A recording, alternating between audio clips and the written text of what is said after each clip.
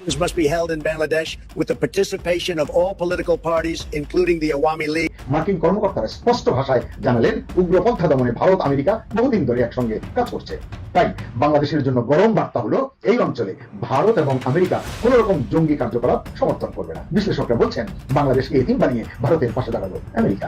Doctor Yunus যদি এটা ভরসা করে থাকেন আমেরিকা ওনার সাথে আছে, তো ভুল, কারণ তো ওবামা বাঁচাতেন, তো ওবামার ক্ষমতা নাই। বাংলাদেশকে এমন কোনো পরিস্থিতিতে ফেলেন না যে বাংলাদেশ আসলেই আরেকটা পাকিস্তান হয়েছে। প্রিয় ভাইয়েরা, দাঁড়িপাল্লায় যে ভেজাল আছে, এই কথাটি যে কালকে আলাপ শুরু করেছি, আজকে তার প্রমাণ দিয়ে গেলাম রাজাকারের সংখ্যা নিয়ে। BD fact check, the Dissent সহ অনেকগুলো গণমাধ্যমে ক্রস চেক করা হয়েছে যে এই ব্যাখ্যা জামাত দিচ্ছে তা কোনো গণমাধ্যমে আসেনি। জামাত শিবির কোনো গণমাধ্যমে দেখাতে পারবে না, কারণ এটা পুরোপুরি একটা মিথ্যা প্রপাগান্ডা। আপনি যে বললেন যে শেখ হাসিনা অসম হাসিনার পক্ষে আপনি দাঁড়িয়েছেন, আপনাকে তো কেউ নিয়োগ দেয় নাই। আপনি তো অবৈধ কোটাকে বৈধতা ঘোষণা দেওয়াচ্ছেন ভাবে আড়ালে। প্রিয় দর্শক, নতুন একটা নিউজ ভিডিওতে আপনাকে স্বাগতম। আমরা ধারাবাহিকভাবে আমাদের চ্যানেলে প্রতিনিয়ত ভিডিও আপলোড করে থাকি। আপনি যদি নিয়মিত নিউজ ভিডিও দেখতে পছন্দ করেন, অবশ্যই চ্যানেলটাকে সাবস্ক্রাইব করে রাখতে পারেন। তো ধারাবাহিকভাবে বেশি কথা না বাড়িয়ে আমাদের স্ক্রিনের উপরে আমরা ভিডিওগুলো প্লে করে দিই, আপনারা মনোযোগ দিয়ে দেখেন। এই সেই জেডাই খান পান্না। তো চলেন একটু ভিডিওটা শুনি যে উনি কিভাবে বলছেন আমাদেরকে যে পারলে ঠেকাও, আইসিটি যদি অবৈধ হয় পারলে ঠেকাও। শুনেন ভিডিওটা। আপনি যে বললেন যে শেখ হাসিনা অসম হাসিনার পক্ষে আপনি দাঁড়িয়েছেন, আপনাকে তো কেউ নিয়োগ দেয় নাই। এখন আপনি নিয়োগ ছাড়া যে নিজের ব্যক্তিগতভাবে মানবিক দৃষ্টিতে কাজটা করছেন, আপনি তো অবৈধ কোটাকে বৈধতা ঘোষণা দেওয়াচ্ছেন ভাবে আড়ালে। এক দৃষ্টিতে এটা তো বৈধতা পাচ্ছে। আমি কি আমরা কিভাবে ঠেকাবো? আপনারা যদি কি এটাকে বৈধ করেন, একটা অবৈধ সরকারকে বৈধতা দেন, আমাদের তো এখানে শক্তি নাই। আর আমরা বলতে পারবো শুধু, আমাদের বলা পর্যন্তই আমাদের কাজ। এখন আপনি যেটা করছেন আপনার দৃষ্টিতে সঠিক, অন্য কারো দৃষ্টিতে সঠিক না, সেটাই। তো কেউই 100% পারফেক্ট না। হ্যাঁ, আমিও না, তুমিও না। ওকে, জি স্যার। তো এইটার ভবিষ্যৎ কি হইতে পারে স্যার, যদি একটু বলতেন। দেখো খুব বেশি দেরি নেই, দেখো। তাহলে এর আগে যে মৃত্যুদণ্ড দেওয়া হলো আদালতে, তখন তো আপনার তাহলে দাঁড়ানো উচিত ছিল। এগুলো সব কি আমি তোমার সাথে আলাপ করবো? লোক না, এজেন্সির লোক না, এটা কিভাবে আমি বুঝবো? না না, আপনার ইচ্ছা, আপনি বললে বলবেন, না বললে নেই, সমস্যা। আমি তো কাউকেই বলি না। যে আমার সাথে বলতে আসে তাকে আমি বলতে সামনাসামনি আসে। আমি তো আপনাকে দাওয়াত দিলাম, অনলাইনে আসেন, সামনাসামনি কথা বলি। না, অনলাইনে তো আমি যাব না। ওকে, রাখি, আমার সামনে ক্লায়েন্ট আছে। ঠিক আছে, ঠিক আছে। শুনলেন তো ভিডিওটা, কি বুঝলেন? এই ভিডিওটাতে আপনি যা শুনলেন তা সত্য ঘটনা।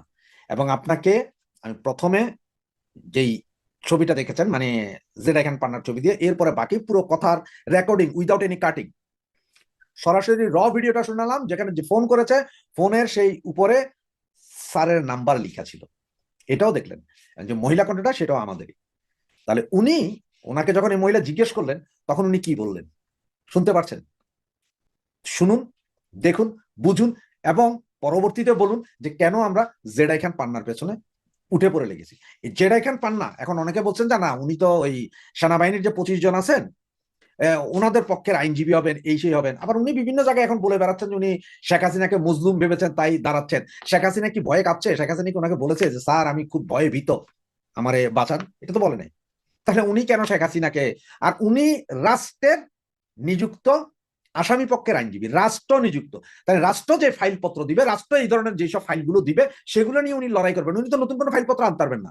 তার মানে এখন যে আছে আইসিটি কোর্টের এখন যে প্রধান আপনার সরকার পক্ষের আইনজীবী, তার আন্ডারে উনি চাকরি করবেন এবং ওই বেটা যা বলবে তাই তাকে মানতে হবে।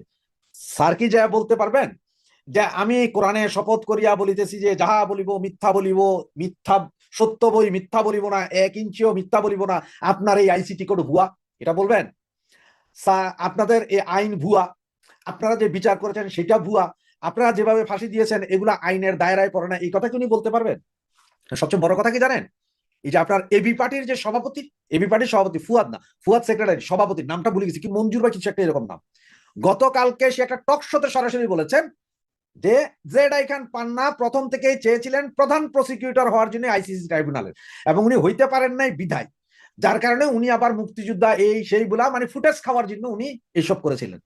এখন উনি আবার মোটামুটি পয়সা পাওয়ার একটা ধান্দা হয়ে গেছে, বৃদ্ধ মানুষ, এখন আর বলবেন না। তো এই এবি পার্টির ওই লোক যে কিনা একসময় শিবির করতেন, পরে বহিষ্কার, পরে আবার এবি পার্টি করলেন, এটা শিবিরের বিটি। ওরা তো খুব ভালো করেই জানে এখন যে কে কি চাইতেছে, কে কি হইতেছে, কে কিভাবে হচ্ছে, এটা ওরা জানে। সেই ভদ্রলোকের সরাসরি আছে, কি আছে, আপনার ভিডিও আছে আরেকজনের সাথে করা, যেটা টক শোতে, ওপেন এয়ার শোতে বলেছেন যে জেডাই খান পান্না কি হইতে চাইছিল। সব বিচার বিশ্লেষণ করুন, এরপরে সিদ্ধান্ত আপনাদের হাতে।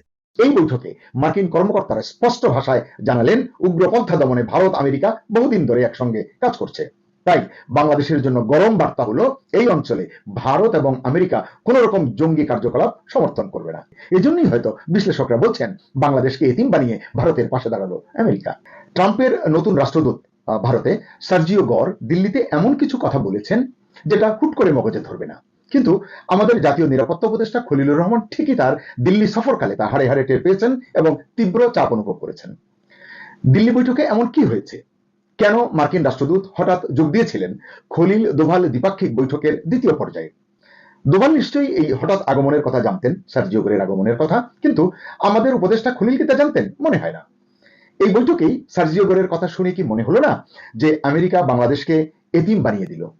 খুলে বলি, সার্জিও গরকে ভারতে আমেরিকার রাষ্ট্রদূত করে পাঠানোর পেছনে ট্রাম্পের একটা চিন্তাই কাজ করেছে, এটা আমরা ইতিমধ্যে শুনেছি আরো কয়েকদিন আগেই। তা হলো, ভারতের সঙ্গে আমেরিকার দূরত্ব কমাতে হবে এবং ভারতকে খুশি করতে তার রাষ্ট্রদূতকেও টিপস দিলেন। কি দিলেন? ভারত যেভাবে চায় সেভাবে এই অঞ্চলের কূটনীতি এবং সন্ত্রাসবাদের বিরুদ্ধে লড়াইয়ে তাদের পাশে দাঁড়াতে, মানে ভারতের পাশে দাঁড়াতে। এর ফলাফল দেখা গেল, দিল্লিতে ভারতের জাতীয় নিরাপত্তা উপদেষ্টা অজিত দোভালের সঙ্গে বাংলাদেশের জাতীয় নিরাপত্তা উপদেষ্টা খলিলুর রহমানের দ্বিপাক্ষিক বৈঠকে। আচমকা সেই বৈঠকের দ্বিতীয় পর্যায়ে হাজির হয়েছেন সার্জিও গর সহ আরো কজন টপ লেভেল মার্কিন কর্মকর্তা। ফলে বৈঠকটি হয়ে উঠল বহুপাক্ষিক আলোচনার প্ল্যাটফর্ম এবং মোটামুটি বেকায়দায় পড়লেন আমাদের জাতীয় নিরাপত্তা উপদেষ্টা খলিলুর রহমান। এই বৈঠকে মার্কিন কর্মকর্তারা স্পষ্ট ভাষায় জানালেন, উগ্রপন্থা দমনে ভারত আমেরিকা বহুদিন ধরে একসঙ্গে কাজ করছে। তাই বাংলাদেশের জন্য গরম বার্তা হলো, এই অঞ্চলে ভারত এবং আমেরিকা কোন রকম জঙ্গি কার্যকলাপ সমর্থন করবে না। বাংলাদেশ এই অঞ্চলে ভারতের নিরাপত্তার প্রশ্নে ঝুঁকি তৈরি করলে আমেরিকা তা মেনে নেবে না এবং বাংলাদেশ আমেরিকার স্বল্প সমর্থনটুকু হারাবে। দর্শক খেয়াল করবেন, স্বল্প সমর্থনটুকু হারাবে। সন্দেহ নেই, আমেরিকার এই বয়ান বাংলাদেশের জাতীয় নিরাপত্তা উপদেষ্টাকে ভীষণ চাপে ফেলেছে, যার প্রমাণ মেলে এর পরদিন কলম্বো সিকিউরিটি কনক্লেভের সম্মেলনে 20 নভেম্বর, যেখানে মিস্টার খলিল অবলীলায় স্বীকার করেছেন বাংলাদেশও বিভিন্ন সময় জঙ্গিবাদের শিকার হয়েছে। অনেক জঙ্গিকে এর কারণে জেলে পাঠানো হয়েছে, যদিও এই ভাষ্যটা ছিল অসত্য, কারণ ইউনূস সরকারের, অন্তর্বর্তী সরকারের আমলে অসংখ্য, বলা যায় প্রায় সব জঙ্গিকে কারাগার থেকেও ছেড়ে দেওয়া হয়েছে। সরকারের তরফ থেকে বারবার বলা হয়েছে দেশে জঙ্গি গোষ্ঠী নেই, স্বরাষ্ট্র উপদেষ্টাও একাধিকবার এই কথা বলেছেন, কিন্তু বাস্তব চিত্র ভিন্ন। সূত্র জানায়, মিস্টার খলিল এমন প্রতিশ্রুতিও দেন যে বাংলাদেশ নিজেদের ভূখণ্ড ব্যবহার করে কোনো জঙ্গি কার্যক্রম চলতে দেবে না। এক কথায়, সন্ত্রাস এবং জঙ্গিবাদে জিরো টলারেন্স দেখাবে বাংলাদেশ। এদিকে বাংলাদেশের মাটি ব্যবহার করে ভারতের বিরুদ্ধে জঙ্গি কার্যকলাপের অনেক খবর ভারতীয় মিডিয়ায় গত বেশ কিছুদিন ধরেই প্রকাশিত হচ্ছে। এর কতটা সত্য, কতটা মিথ্যা তা বলতে পারবে আসলে বাংলাদেশের আইন শৃঙ্খলা বাহিনী এবং ভারতের সংশ্লিষ্ট কর্তৃপক্ষ, কারণ ভারত দাবি করছে তাদের হাতে অনেক তথ্য প্রমাণ রয়েছে। আপনাদের মনে আছে, কিছুদিন আগে ভারতের যে সেনা গোয়েন্দা দল বাংলাদেশে এসেছিলেন, তারা স্যাটেলাইটে তোলা অনেক ছবি, অনেক তথ্য উপাত্ত বাংলাদেশ সেনাবাহিনীর সংশ্লিষ্ট ঊর্ধ্বতন কর্মকর্তাদের কাছে হস্তান্তর করেছেন বলে জানা গেছে। একইভাবে দিল্লি সফরকালে জাতীয় নিরাপত্তা উপদেষ্টা খলিলুর রহমানকে যে ডোসিয়ার হস্তান্তর করেছেন মিস্টার দোভাল, সেখানেও এ সংক্রান্ত সার্বিক রিপোর্ট, অসংখ্য স্যাটেলাইট ইমেজ এবং অন্যান্য তথ্য প্রমাণ সন্নিবেশিত রয়েছে বলে জানা গেছে। এই ডোসিয়ার মার্কিনীদের নজরেও এসেছে এবং সে কারণেই মার্কিন রাষ্ট্রদূত বৈঠকে বাংলাদেশকে সরাসরি সতর্ক করেছেন বলে জানা গেছে। তিনি বলেছেন, কোন জঙ্গি গোষ্ঠী বা কোনো গোয়েন্দা সংস্থা, এবং আইএসআই কে মিন করা হয়েছে বলেই সূত্র জানাচ্ছে, যেন কোনো গোয়েন্দা সংস্থা বাংলাদেশের ভূখণ্ড ব্যবহার করার সুযোগ না পায় এবং এই ধরনের কোনো অপকর্ম করতে না পারে। মার্কিন প্রতিনিধি দলের ভাষ্য ছিল খুব স্পষ্ট, এই অঞ্চলে ভারতের নিরাপত্তার বিরুদ্ধে কিছু হলে আমেরিকা চুপ করে থাকবে না, এটি হলো স্পষ্ট বার্তা। তার মানে কি?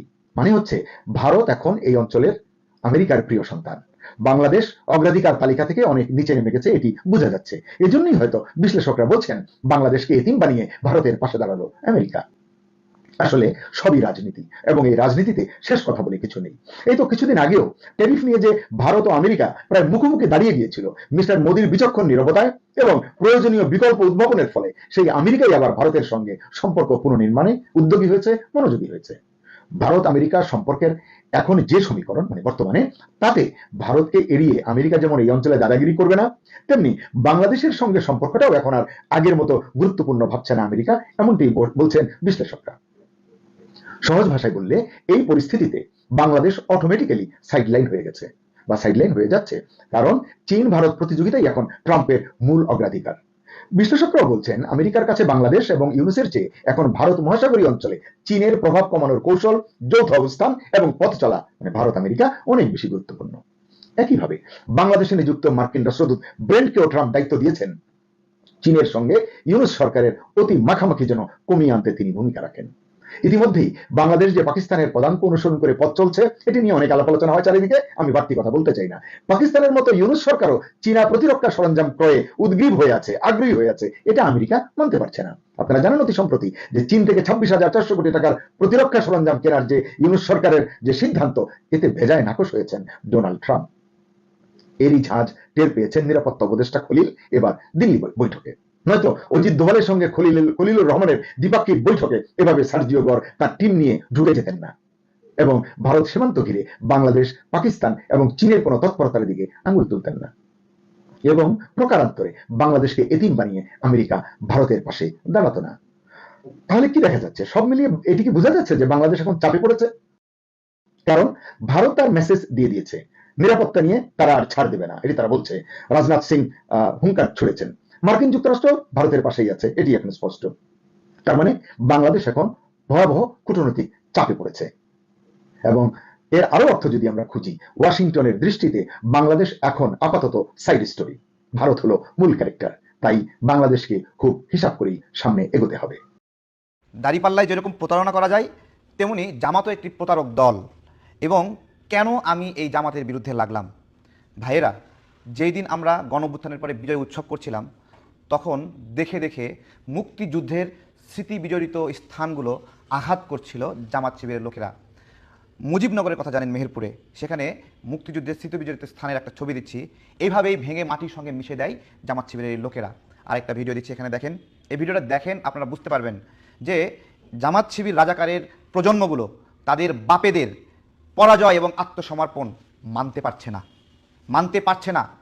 আমি কবে থেকে তাদের বিরুদ্ধে গেলাম জানেন? যেই দিন তারা একটা বক্তব্য দিল যে জামাতে রাজাকারের সংখ্যা মাত্র 37 জন, তারা বক্তব্য দিল 8,060 জন আওয়ামী লীগের রাজাকার, 1,024 জন বিএনপিতে রাজাকার। আজকে সেই বক্তব্যটি এখানে শোনার জন্য আমি দিচ্ছি, দেখেন। আপনাদের মধ্যে কি 10,000-এর তালিকার মধ্যে এখনো দ্বিতীয় অবস্থানে আপনারা নেই? রাজাকারের তালিকা আওয়ামী লীগ যে 10,000-এর তালিকা করেছে দ্বিতীয় অবস্থানে না কেন? আওয়ামী লীগের তালিকা আপনি অস্বীকার করবেন কেন? তার দলে হচ্ছে 8,300 কতজন, আপনারা হলো রাজাকারের 200 তালিকা।